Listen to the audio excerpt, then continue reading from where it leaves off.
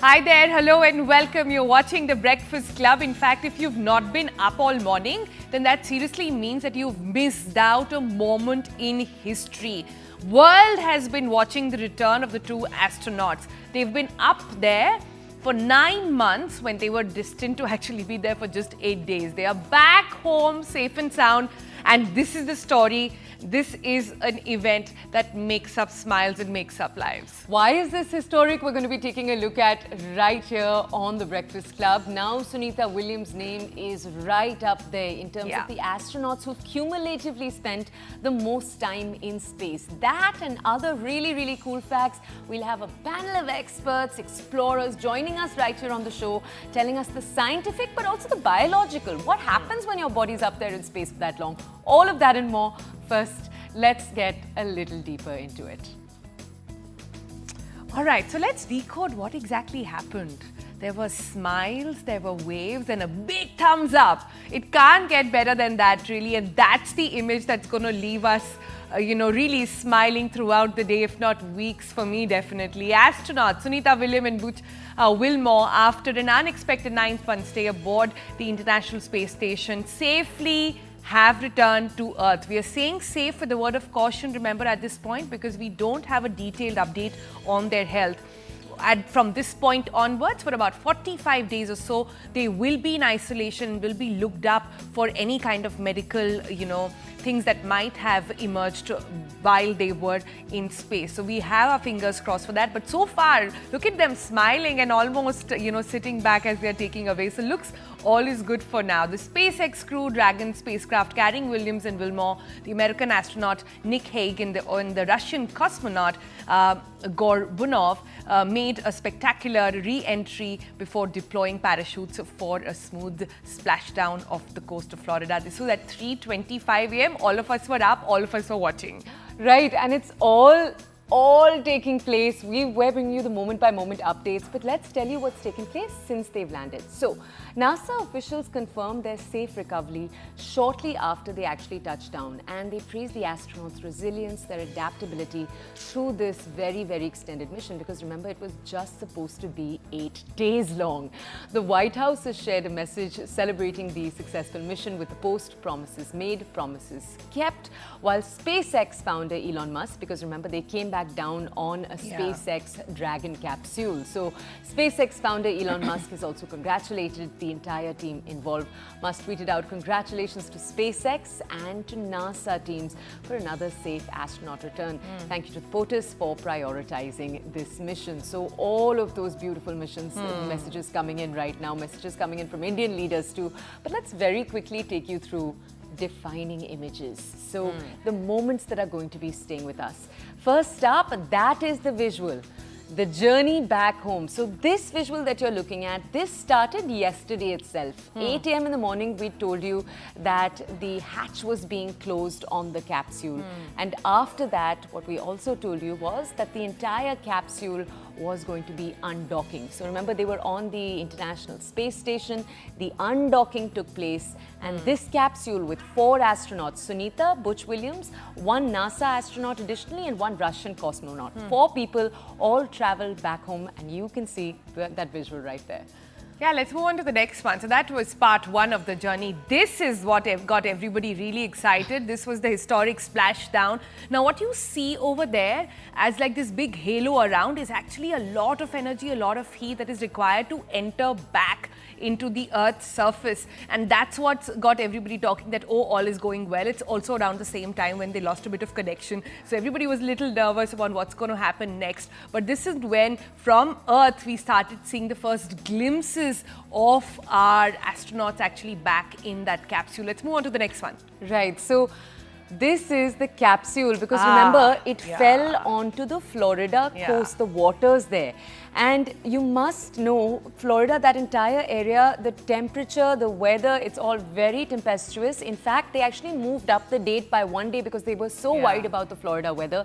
This capsule, as you can see, slowly you can see the parachute being deployed over there on the sky. So it hasn't yet fallen into the water in those visuals. And if you could hear the live feed, which is all available online, even on CNN News 18, you can go up there and watch and rewatch it if you haven't already. I loved how applause went up when one parachute popped and then the other one and then the other one. And they were like, oh, all of them are working. They're going to land safely. So that was the historic splashdown. Let's take you to the next one. And this is when the capsule actually hauled onto the ship. So what happens is the parachute landed, it got them to float on the waters, and then some speedboats went in to sort of rescue them and bring them back. So these are the images when you see the capsule actually bend over, and the next one is when they actually come right out. Those are the first time and the first images really that you see of the astronauts as they experience gravity after 9 long months, at least for Sunny and for Butch. So both of them also came out right after that. So you see that undocking happen. It's a bit of an angle that they put it into, and then they just walked out. Not really walked out. They were actually they slid out. They slid out. Yeah. All right, let's go very quickly to that next visual then. Okay, that's the hatch of the capsule being opened up. The moment of reality over there as the astronauts are about to merge. The entire NASA medical team is gathered over there. Yeah. As Sonal was saying, they're actually going to help. They're going to hold each of the astronauts because remember, gravity is something that they haven't been around in 9 months. So walking has possibly become harder. There's possibly been muscle loss. Their bones have been affected. They exercise to keep that off. We'll talk about that. Yeah. But yeah, next. So that's the hatch being open. And then, you know, this one just deserves you to watch. That's Butch. He comes in and he's doing very well. He's just been floating around for all this while and he's done very well. He comes, he almost stands with some support over there, sits down, waves in, gives a thumbs up that all is well. You'll see the others also come right after that, and you'll see Sunita Williams as well. And I'll wait for you guys to sort of go in on that zoom shot for you to see what happens next. And then they're taken, of course, on a stretcher. There's the wave that you were talking about. And then they come on the stretcher. Okay. Okay, that's my girl. That's the moment I was talking about. My God, I will not. I think this smile, Toya, is what, as somebody who's not, rocket science is a word we use very loosely. But if there's something that we take away from this entire episode, it's the spirit with which these astronauts have really kept their cool and calm and their spirits high, telling everybody it's fine. You know, we are okay. And look how lovely it was to actually see them back. And she gave her $1 million smile over there. Lovely attitude this woman has got. Waved hard, gave a big thumbs up. Yeah. Gave a big thumbs up. And then you have the paramedics actually. And she gives that big muscle that we're okay, we're fine. She actually in one of her interviews said, space is my happy place. Yeah. And they asked her how you're spending your time. She's been writing a journal. She knows that once she comes back to Earth, she can give that journal to people to read what it's like to be stuck in Earth. So she's actually been writing a journal every few days with exactly what's happening to her body for that input. Now let's take you to something a little bit more deep. Sunita Williams returns to Earth, and obviously this marks a milestone in NASA's space exploration program. CNN brought you all of the highlights over the last few hours. Take a look and then we'll have some experts on to break it all down for us. And splashdown, Crew 9 back on Earth. A harrowing finish to the end of a long journey. Parachutes deployed, slowing the capsule barreling towards Earth. The crew 9 astronauts landed off the coast of Tallahassee, Florida. And SpaceX Freedom, splashdown. NASA astronaut Nick Hague and Russian cosmonaut Aleksandr Gorbunov rode alongside Butch Wilmore and Sunny Williams, finally back to Earth, splashing down Tuesday evening after Butch and Sunny spent more than 285 days aboard the International Space Station. The Boeing Starliner they rode up to space in was deemed unfit for them to return on due to helium leaks and propulsion issues. The pair was able to hitch a ride back home aboard a SpaceX Dragon capsule. We see main chutes cut. Nick, Alex, Butch, Sunny, on behalf of SpaceX, welcome home. After their splashdown, recovery vessels zoomed up to the Crew Dragon, standing at the ready after the capsule plunged back into the atmosphere. SpaceX recovery ship named Megan used a large rig to haul the capsule carrying the astronauts out of the water. Afterwards, the crew was slated to be flown to Ellington Field and finally taken here to nearby Johnson Space Center to eventually be reunited with their families. The big issue is these two astronauts missed their families. The astronauts were originally slated to be away from home for an 8-day mission, but had their timeline extended to 9 months. Back here on Earth, their capsule was greeted by dolphins. At the Johnson Space Center, I'm Lee Waldman. All right, so that was a quick recap for everybody who sort of missed up all the excitement that was happening overnight for us here in India. But let's quickly open that up and get all those fascinating details. I'm sure all of you have questions. We have questions as well to our panel of experts. Joining us this morning, somebody who hasn't slept all night, Shrishti, our colleague, is here from News 18. She's going to break it down for us. She's been tracking the entire movement of what happened with the Starliner for a while now. Also with us is Dr. S.M. Ahmed. He's a member of the Chandrayaan mission, ISRO. Good morning, sir. Thank you so much for joining us. Dr. Rishabh Kumar, he's a senior consultant and assistant professor, Department of Radiation Oncology at Amrita School of Medical Science. He's with us, so he is going to tell us all the details of what we don't know so far. The mission is now successful, it's over, but the health of the astronauts is a major concern, and he's here to sort of decode that for us a little bit. And Dr. Ajay Lele is with us, Deputy DG, Manohar Parikar, IDSA. Good morning, gentlemen and Shrishti. Doctor, if I can come to you first, Dr. Rishabh, just to sort of get all those questions. We heard the NASA press conference. They've been, as expected, very sort of vague about saying all is fine. They haven't got into the details, perhaps understandably because they haven't got their hands on the basic checks and parameters of the astronauts. But in a space like this, when, I say space like this, when the spectrum of health issues can go from things that you can actually recoup, like muscle loss, other things, etc., to stuff that is irreversible, like radiation damage. What, according to you, are major concerns at the moment? So, first of all, good morning to all. And my heartiest congratulations to NASA and the SpaceX team for the successful return of Sunita Williams, and Butch Wilmore. So, coming to your question, there are health issues associated with space travel, and that is NASA is quite experienced in dealing with it. But for such a long, unplanned journey, where close to 9 months they are in lower Earth orbit, there are certain health issues which are associated with this kind of space travel, starting with the effects of microgravity, or staying in or staying in a place where the gravity is very low. It affects your health in terms of your cardiovascular health, your heart, your muscles and bones. All of them grow weak. And there is a lot of radiation which you are experiencing in space. So as normal human beings,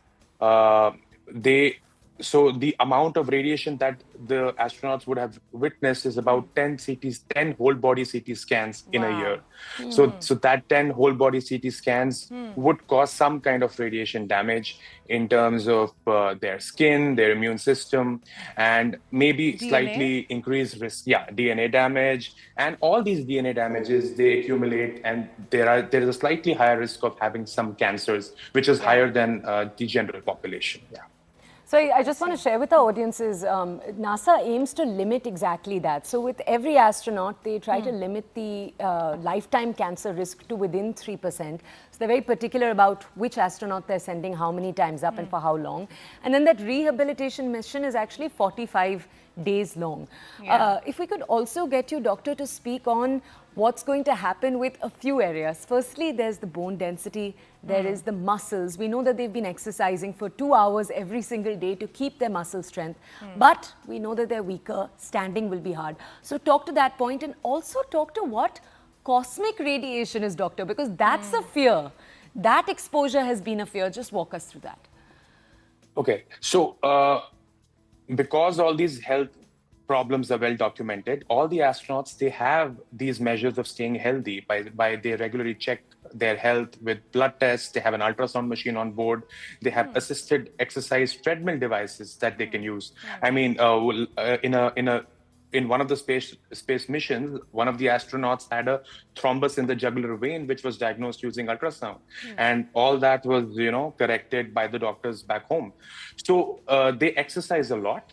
Sunita Williams ran almost the Boston Marathon, a full marathon in 4 hours. That's how she exercises and stays fit. But what happens is when you don't have gravity, you don't have the pressure which acts on your bones and muscles. Normally, our heart works against gravity to push blood to your brain. Without gravity, the muscles become weak. And as soon as you get home, so it's basically like, bones are getting weak. So as a grandmother would lose the bone density over 10-year period, Sunita Williams would have lost that same bone density in the 6 months period. So now she will be on supplements. She was already on supplements, and we talk about radiation a lot, but radiation is what builds your vitamin D and your bone strength. It is the sunlight which is coming from the ray, from the sun, and the energy from the sun that builds vitamin D in your body. So she was devoid of that, and the bone density is less, and she would have an effect on that. Now, that would be built up slowly. Clotting is different. So what happens with clotting, that there is redistribution of blood. There's no gravity. Normally, your blood pools down in your legs. Without gravity, the blood pools down. That's why the heads are bulging also a little bit. Yeah. Exactly. So just imagine that if I would to turn you upside down and your blood was coming all the way to your head, so your veins would be engorged. The blood flow is reduced to your jugular. So stasis of blood promotes clotting. So this kind of thrombus formation Kidney stones happens. also, for that reason, I believe, because the blood is going up to your head, there's a larger chance Absolutely. So coming to the radiation part of it, so we need to be, we need to be worried about radiation, but we need to be also, we should understand that we are doing as radiation experts, and as in NASA we have got each and every measure to protect against radiation. Talking about dose limit set by NASA, so a 55-year-old female has a dose limit of about 4,000 millisieverts in her career, which she can receive. And in this space mission, Sunita Williams would have received somewhere around 150 to 160 millisieverts. Wow. So which is still. So we still have a huge gap to reach that 5,000 or 4,000 millisievert for a 55-year-old female. Now, coming to the radiation, the cosmic radiation that you mentioned. So essentially, the radiation that affects any astronaut, and I think my physics colleagues from ISRO would answer that better. But there is cosmic radiation from the galactic cosmic rays coming from the supernovas. There is radiation which comes from the solar flare, the SEPs, and then there is the trapped radiation in the Van Allen belt. So these three radiations actually affect the astronauts in the lower Earth orbit, which is around 400 kilometers. So what the two radiations that contribute maximum to the person's health is actually the trapped radiation through the Van Allen belt and the cosmic background radiation, which is coming through high energy particles. So all of this universe was created from small particles, protons, right? Yeah. So we are built of protons. The mass is from protons. We are built of energy. We are energy. And the universe has energy, and it is the interaction of energy with energy that causes that damage, right? So the helium particles, the charged particles, they are moving across space at a very high speed, and that releases a lot of energy. And that kind of energy reaches in space. And in Earth, we have this shield, this magnetic shield that prevents this galactic cosmic rays coming directly, and it reduces its intensity by deflecting the charged particles. Because they have weight, it gets deflected. Now, this kind of is not there in that Van Allen belt, which is that anomaly in that magnetic field that we have, and which is above the coast of South America. So whenever the ISS, it crosses around 16 times a year. So during that time, they get exposed through that anomaly, and they get radiation there. And they're also getting radiation from the trapped radiation and the galactic cosmic rays. We should also remember that they get radiation from the solar flares, and that can be timed. But Dr. Rishabh, just if I could sort of dumb it down a little bit for our viewers. So of course you're very passionate about the whole thing, and there is so much to know for all of us from this. But what does this essentially lead to? Are we talking about irreversible damage from radiation?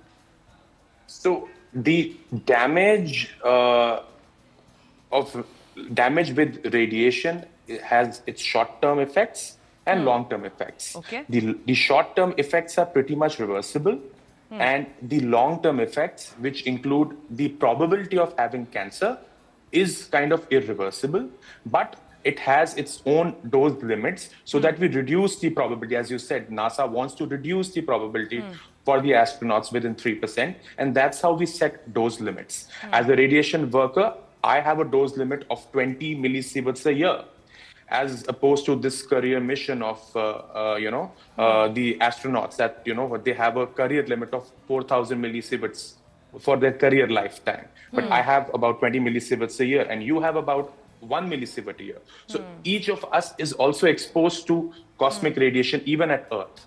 But the intensity and the dose rate is much higher up in lower Earth orbit, and that is what increases the chances of irreversible damage. Okay, so Dr. Rishabh, that is beautifully illustrated. That is what happens to the body, and we'll keep coming back to you to understand a little bit more, because So that's fascinating. that's the ever fascinating part. We want to know the kind of tests that will be run on their bodies over the next 45 days. But we also have other experts with us right now, and they're going to take us through the physics, the complicated engineering behind all of this. Dr. Ajay Lele, he's a deputy DG at the Manohar Parikar IDSA. Doctor, if we could come to you to understand, can you break down for our audiences in almost simpler terms that we can understand why this has taken a whole year to do? Let me just tell our audiences that the Boeing Starliner that both Sunita Williams and Butch Wilmore went up on, that was a maiden flight to test out its capabilities, a maiden crewed flight. But SpaceX sending up their capsule, that is what took a whole year. There were other astronauts that were sent up to replace these two astronauts. But still, were there other issues through this year that led to this? How do you view it? I think one has to really look at it not from a political point of view, the way it has been put forward by Elon Musk and Trump. Because if you see the entire schedule of this mission, first thing first, as far as Boeing was concerned, they were supposed to get it back in 8 days, and that's a reality. Nobody can say anything about it. There were problems, the technical problems. There was a leak as far as Boeing was concerned, and NASA was very correct in their own assessment that yes, there is a possibility of accident, and nobody wants to enter into, means everybody would like to have a 0% possibility of accident when there are human missions. So NASA was very right not to undertake a mission to get them back with a Boeing. Luckily, the Boeing craft came back, the Starliner, without any incidents. So there was a possibility that they also could have got back, but nobody took a chance. Now, the second thing is that after that, around 8 missions of the towards the International Space Station had already happened. So these astronauts could have been brought back in any of those missions. But there was a very systematic planning which had happened. This particular mission which they have brought back is known as a Crew 9 mission. Right. What was launched was a Crew 10 mission, where the 4 astronauts have gone there. So Crew 9 mission started in the month of September. In the month of September, the launch took place. And if you see, every spacecraft has got vacancies for 4 people to sit inside. This time also 4 people went to the International Space Station by Crew 10 missions, and 4 people have got back. But when the Crew 9 mission was sent, it was intentionally 2 seats were kept vacant over there. So only 2 astronauts through the Crew 9 mission had gone there. And the intention was that we will get these 2 astronauts back to the surface of the Earth. Right. These 2 astronauts are experienced astronauts. They have undertaken the space missions earlier. They were involved into various type of projects. So I'm sure NASA must have really worked out with them that if you're there, if you're going to be there for a longer period of time, is there going to be a value addition? Because these astronauts have spent tremendous amount of time Actually, earlier. that's a question that's always bogged me, that what are they doing up in space? Like, what exactly are the different things that are really going on? And let me bring in Dr. S.M. Ahmad, member of the Chandrayaan mission from ISRO, who's been waiting very patiently. Good morning, sir. So lovely to have you.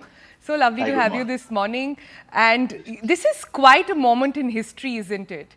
And it is quite a moment in history for private players as well. India is already part of this very elite space club with our landings on the moon, with so many other endeavors that we've been taking. What do you think this mission speaks for projects and aspirations coming out of India now? Yeah, so as Dr. Ajay Lele was mentioning, it is that capsule which is actually responsible for the whole fiasco, what we are in. Everything was all planned and everything, and then comes in this Boeing Starliner experiment, and then the capsule would not bring them back safely. So that is where we have learned a lesson, every other space scientist, that if I would not have that wonder capsule, then I would run into problem. In fact, the February return was there, and that was also turned into March because they were planning to have a new capsule which that was not ready. They sent the old capsule which in which they have come back now.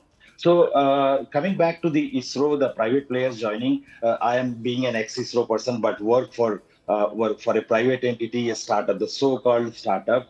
So many lessons to learn, and we are building rockets. There are half a dozen guys who are actually building rockets. So I would urge them, maybe I would have guys to start up building that capsule, that wonder thing, which would take them and then bring them back on its own with all its gadgets and all. I see. Dr. Ahmed, can we actually get you to analyze? So let's just tell our audiences, not Tesla, sorry, but SpaceX. SpaceX is very unique because it actually reuses all of the equipment it uses to set off a spaceship into space. And can you just tell our audiences, can you speak to exactly that point? Why it is that what SpaceX has developed is so cost efficient? And Dr. Ahmed, I ask you this because ISRO is also known for its cost efficiency. It's known for achieving incredible things at costs that are limited. But I just want to understand how you balance that limited costs with not making something dangerous, like Boeing Starliner clearly letting down millions of people with, its failure. So what's that balance? Okay, cost effectiveness, ISRO versus NASA. Right now, we are almost one tenth of what ISRO is doing. That is purely because of the way we make things, the frugal budget and those aspects. Yeah. However, what SpaceX has cracked in having the space accessibility very easy is to reusable first stage. So if you want to send any object into the space, let's say the low Earth orbit, 500 kilometers, you would have two parts. The first part would actually take you up, which is called stage one, and then you would have stage two, which would take you to the exact orbit, very close to the orbit. It could be right around the Earth, or it could be geosynchronous, close to geosynchronous transfer orbit, or it could actually take you to the moon or to the Mars. So the stage two, which would actually take you there, that is not reusable, even though that is also being tried out for being reusable. However, the first stage one, which would amount to a huge amount of hardware and lot of sensors all around, that is being reused again and again and again, more than a dozen times in the case of recent stage one stages by the SpaceX. Even though ISRO has almost done that successfully, but not routinely, not repeatedly.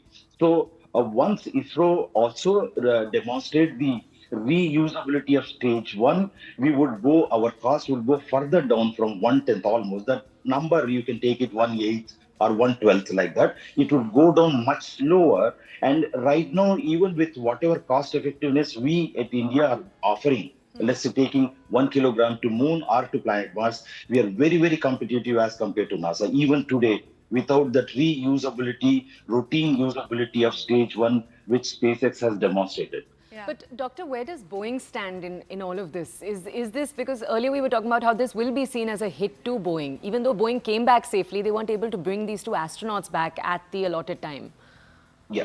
So the way it was happening, the fiasco started like this and ended up what we are in. But of course, the stories all ended. Everything is nice as we are seeing Sunita coming back. The Soyuz capsule from Russia and the SpaceX Dragon capsule would be the ones which were standby. Anytime they could have gone and picked up the astronauts. The Ukraine fiasco happens. So with the Ukraine fiasco, and of course NASA, prior to the present administration coming in US, NASA was always trying for, apart from NASA walked out of the building the rockets. So even though they didn't want to put everything in SpaceX kitty, so they were trying with space launch systems of Boeing. So and also with Blue Origin. So the Boeing's trouble started not only they have something to catch up in building the rocket, the reusability rocket, but the present problem happened because of the capsule not being having very proper thrusters to orient it back into the orbit and to bring it flash down somewhere, let's say Florida or wherever you want, and also Dr. the S. N. Mehmet, helium. we'll just get a breakdown from you deeper into that in a second. But we just have on the phone line with us the former ISRO chairman, Dr. S. Somnath. He is with us. Good morning, sir. Thank you so much for being with us this morning. Can I first just start by understanding what does this moment in history mean for the world and then also for India? The fact that these astronauts first were stranded, showed absolute resilience and now have been able to come back, but thanks to private players. It's as you said, it's a moment in history. Astronauts getting there for long duration. It has happened in the past also.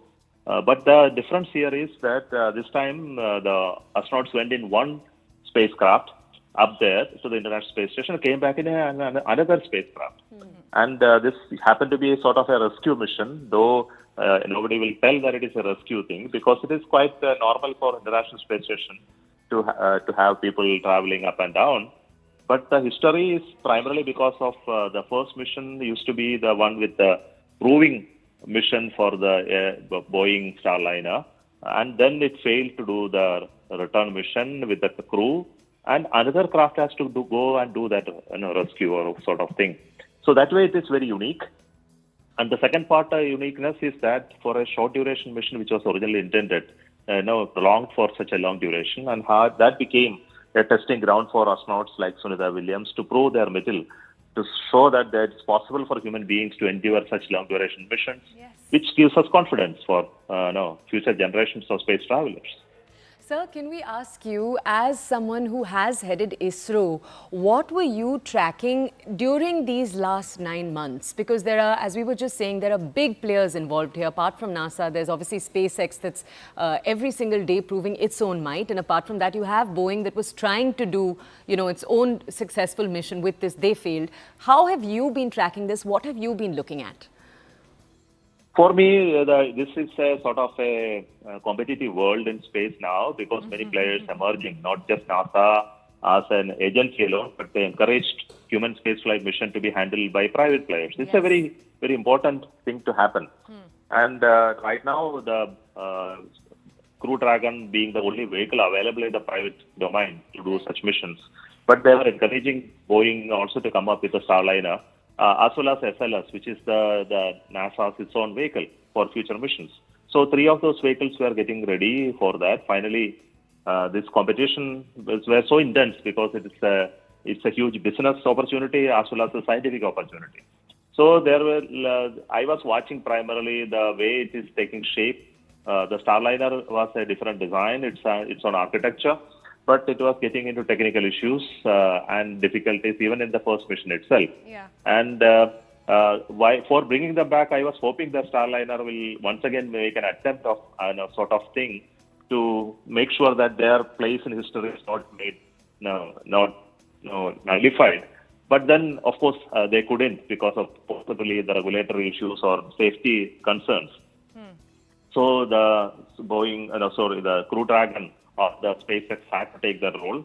So from my point of view, it gives me a certain observation how criticalities emerges in crew missions like this, and how a space vehicle needs to be proven very well with uncrewed missions prior to committing on human spaceflight missions. So for me, that is a lesson and observation.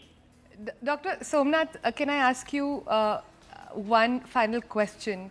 And this is sort of a man versus machine question. In times like these, in moments like these, in situations like these, what do you think has a higher importance, the resilient human spirit or the irresistible machine and the ever-charging machine? What do you think plays a higher role in situations like these? There are human beings up there in space. There are equally capable human beings down on Earth. I think the synchronized way of working between them only made this rescue possible or recovery possible. And it is not possible for the astronaut alone to do this mission. It is for great amount of planning and work that happened on the ground that made this bringing back possible. So I must salute all those who did the work in the ground as well to plan, execute, prepare this mission to happen. So it is one way a story of the human resilience for people who went up on the space as astronauts, but equally about that scientists, technicians, and engineers who built those beautiful crafts, who were able to bring crew safely back and forth. So I salute both of them. And machines are equally important. I think let us not look at machines as silly things, but they are so intelligent and capable piece of equipment that allows us to do these majestic missions. So human beings coupled with the machines can do wonders in the future as well. Beautifully said. So it's man and machine. Somnath, thank you for joining us. Thank you for taking out the time early this morning and just bringing that knowledge to our audiences. Okay, for all of our guests. Please stay on. Yeah, Dr. S.M. Ahmed, Dr. Rishabh Kumar, we're going to come back to each of you and ask you a little bit more. Dr. Ajay Lely, we haven't yet broken down the engineering enough with you. Yeah, and Shrishti has been patiently waiting. Yes, it's a quick break. We'll do be back stay with in a us. We'll be moment. back in just a few minutes.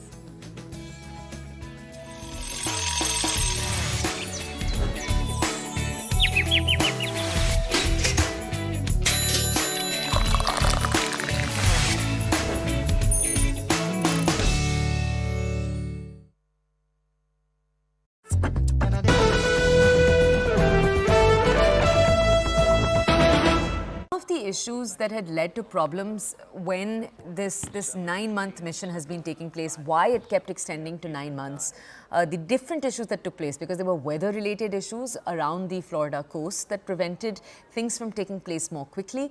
There was also a different set of issues, the technical issues that took place in the first place. Shrishti, all of this to say that obviously what NASA is trying to pull off tomorrow, all eyes are going to be on whether or not these two astronauts, obviously the entire world is praying they will land successfully.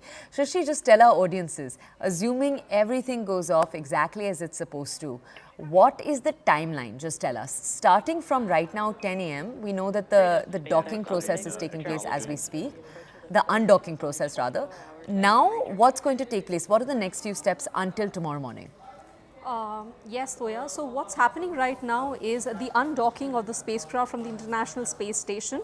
After that, after this crucial phase is over, NASA will wait for some more time to start the de-orbit burn, which is the time when the spacecraft starts preparing for re-entry re-entry on Earth. So that crucial phase will begin later this evening, and NASA is going to monitor the weather conditions of the Florida coast, because that is very crucial, because once the re-entry takes place, that usually takes around 3 to 4 hours, and once it gets a go-ahead from the ground station, only then the de-orbit burn, which is the last penultimate phase, will begin later this evening. And if all goes as planned and the weather conditions are favorable, then we hope that the astronauts will be safely landing on Earth off the coast of Florida around 3:30 to 4 o'clock tomorrow Indian Standard Time, and the ground teams will be alerted. So see, apart from the weather, it also depends upon how ready are the ground teams and at the sea, because to ensure the recovery happens as planned and on time.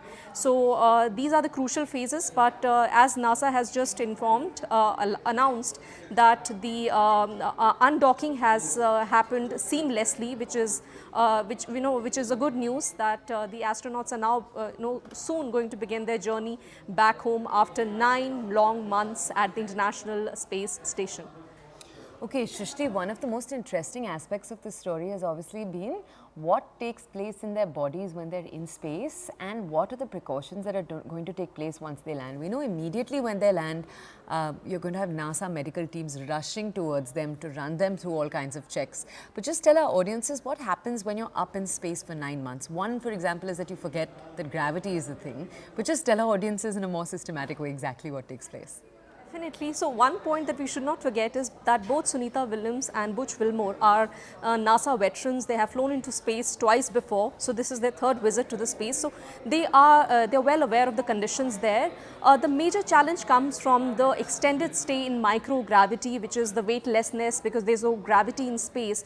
So when you stay in such conditions for a very long period of time, then there are chances, or rather there are actually effects that you lose your muscle density. There's muscle atrophy. There are are some changes in your body fluids, and that is why all these astronauts are really trained to perform exercises and keep their bodies fit in at the International Space Station. So yes, that microgravity effects are definitely there. Second, scientists tell us that nominal space radiations are always present at the International Space Station, no matter what kind of precautions you take. So when you, for any extra day in space renders you much more vulnerable to those radiations impact. So once the astronauts are back on Earth, they're usually quarantined for some period of time to ensure that their health parameters are, are okay, and ensure that the effects that they had when they were at the International Space Station.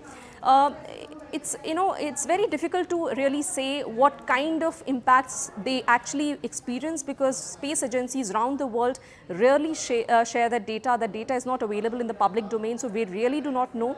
But scientific studies show that some of the effects can really be recovered, but in the long term it does definitely have an impact. But again, like I'd like to again emphasize that both Sunita Williams and Butch Wilmore are veterans. They know how the conditions happen in space, and they really it's not a new experience for them. And NASA as well, over 270 astronauts have flown into International Space Station over the last 2 decades. So, it's not a new exercise for them, but I think, yes, the point of concern is that these 2 astronauts, they had gone to space for a duration of 8 days, ended up staying there for 9 months, so away from their families. So, yes, now as we all are waiting for their safe return home. And we'll get to know a little more about once they land. Shrishti, just stay with us. We'll just go over right now to Dinesh Bhai Rawal. He's joining us right now, and he is actually a cousin of Sunita Williams. He's joining us on the phone. Dinesh Bhai, आप हमें सुन सकते हैं अभी? आपको हमारी आवाज़ आ रही है? All right, we'll look to re-establish that connection. We do have a relative of Sunita Williams joining us right now. And we'll actually be bringing you multiple guests through the day today and tomorrow morning to bring us coverage around this story. Okay, we'll just go back to Shrishti for a second and ask her more. Shrishti, tell our audiences there's a lot of really...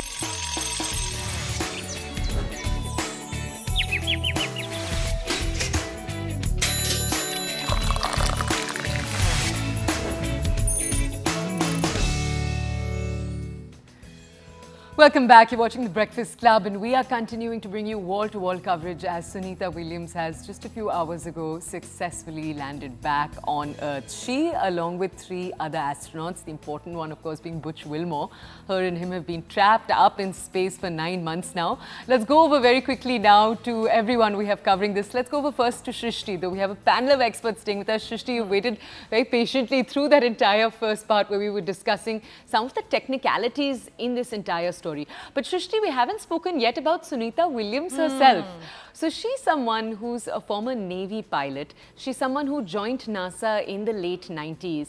And Shrishti, very interestingly, a young, interestingly and possibly horrifically, a young Sunita Williams, as she just started out with NASA, just a few years in, witnessed the Columbia disaster take place, because that took place in 2003. She had joined in 1998. Shrishti, just walk us through this woman's achievements, because Sunita Williams is no ordinary astronaut. She's right up there in a number of different records. Just tell us all about it. Top 3, yeah? Yeah. Walk us through it, please.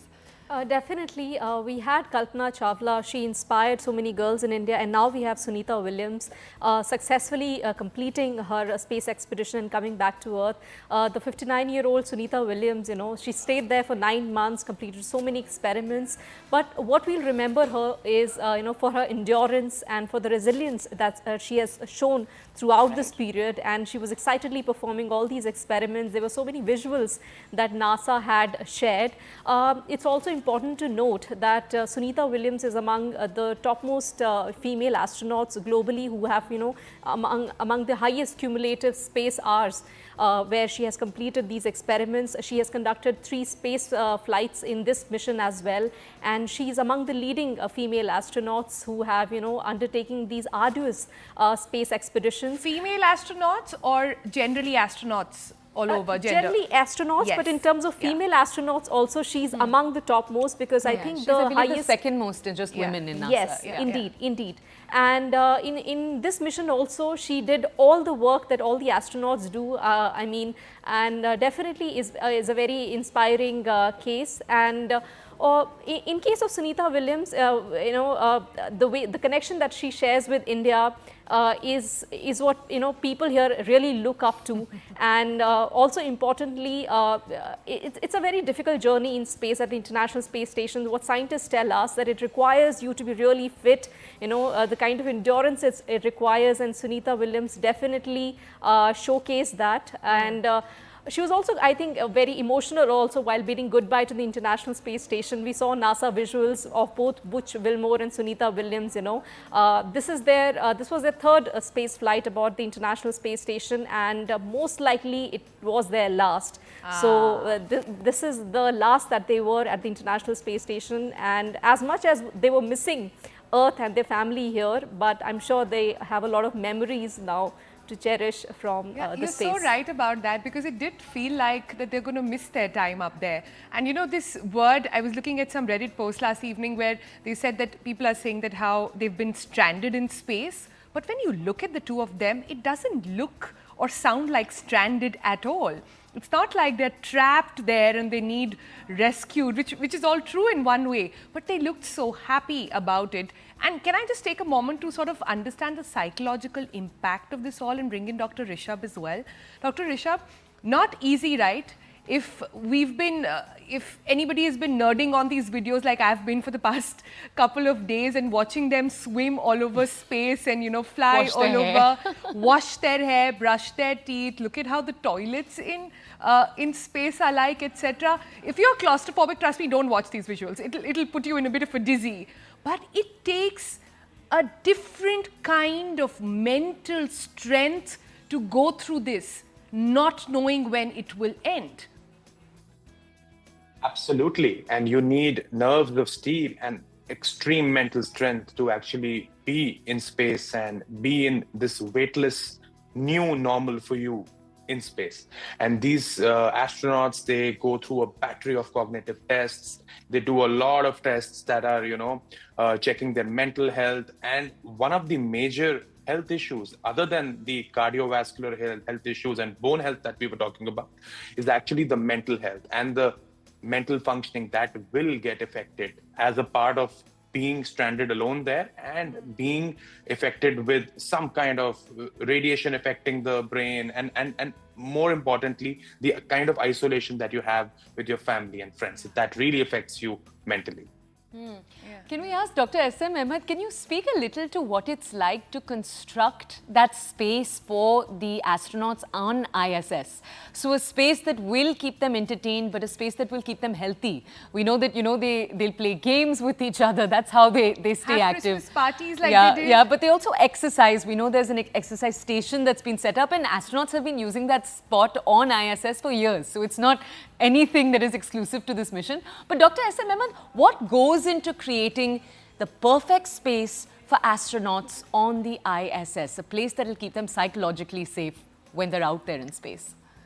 Yeah, let me start by saying that the other aspects, such as we call on Earth called extracurricular activities, I would not like to touch upon them, and they are very much needed, as the other panelists were saying, to keep your mental health in good shape. Yeah. However, I like to touch upon a couple of these scientific aspects, which Dr. Ajay Lele will also agree with me, is that they have extremely well planned and extremely cutting edge experiments, at least 3 to 4 dozen of them, 30 to 40 of them, which were going on. So people like Sunita Williams, it's their job to make sure that the data is coming very, very properly. Starting from looking at the Earth, where we have the best cameras possible placed there, which are looking in hyperspectral imagery cameras and all. Biotechnology experiments where the cell signaling and all is tested out, and microgravity based 3D printing. So there are plethora of experiments which requires, if I want to be, let's say, right now I'm designing a hyperspectral camera. I have spent 30 years to have that camera. Here is Sunita Williams, who is actually replacing S.M. Ahmed and trying to make sure that all the data is coming very properly. It is in a good shape, and I have given her a set of test things which she would look into and make sure that it's going on well. That's much simpler way to test a camera rather than trying to make sure that all the biological experiments and the other high-tech instruments going on. Apart from apart from the very huge thing called the routine maintenance, which an electrician would do, an air condition mechanic would do, and any other thing would do, is the task of these people. So keeping their health and their mental thing is a separate thing. Apart from that, the experiments themselves are very, very right on top of the technology, and that's what these people accomplish and do it very well. And I salute them. Yeah, absolutely. Dr. Ajalele, can I also sort of bring you in now on takeaways from what we have from a moment in history like this? A lot of chatter also online about what this means for private players in space, space tourism. Last year, the big word coming out of that was space tourism. Do you think this has sort of propelled us further in that direction? Young kids watching this across the globe today would be aspiring now? I think there are 2-3 important things out of this. One is that as far as young kids are concerned, STEM is the buzzword nowadays, where everybody wants to invest the coming generation into engineering and other related aspects. And in this era of AI, definitely that is the most important thing. And it's definitely going to motivate the younger generation, not only to look at rocket science, but other sciences also, because there was a lot of a talk about the biotechnologies and other medical related issues also along with this mission. Otherwise, it's only rocket sciences get discussed, but this mission, you had a tinge of other sciences also getting discussed, and that's definitely a good thing. The most important aspect to my mind of this mission is that this is for the first time something like this has happened. And both the astronauts have proved that human endurance is there to sustain out over there. So it's a lessons for the future astronauts also. Because as an astronaut, when you are training yourself, you have got an example in front of you that even if anything goes amiss out into the space, number one, the people working on the Earth are not going to keep you hanging out over there. People will try their level best to get you back. And second thing is that you will be able to, if you are mentally fit, you will be able to sustain out over there for many, many more days than what has been planned. So that is the most important lesson, not only for the normal human beings, but particularly for the future astronauts or people who are getting trained out over here. Then there are various other things for the future missions also. It's a very coincidence, one can say, that we have seen the undocking, and just a few days back, ISRO satellite system, which was there out into the space, we also successfully completed the undocking experiment. Yeah. So the docking and undocking, which we all have realized with the ISRO's experiments which had happened during last 2 to 3 days, is what is required for the International Space Station. So now people will understand that why ISRO was investing into docking and undocking experiments, because this is what is going to be required ultimately when we will have our own Bharatiya Antriksh Station. So there are a lot of learnings out of it, particularly a lot of motivational things out of it. Otherwise, if you talk to NASA scientists, for them, it was just one of the routine missions, which is what they will say. Dr. Lili, Dr. Ahmed and Dr. Kumar, thank you for joining us. I love that at so many points we've touched on the spiritual, just how much this means for humanity. This is a story of human perseverance more than anything else. So man versus machine, I guess. But man and machine. Man and machine hand in hand. So far, at least, you don't know what AI will do to all of us any which way. Thank you all for joining us. Yes, thank you I love that. Well. Woman and man. There is Butch Wilmore. We keep not talking about him, but yes, woman and man and machine. Humanity. Thank you so much for joining all of us right here. On that note, we are going to end the program today. We every day end with a visual that will make you smile, but today it's just got to be this one. Enjoy it. We'll see you tomorrow. Bye-bye. We're just heading into a break.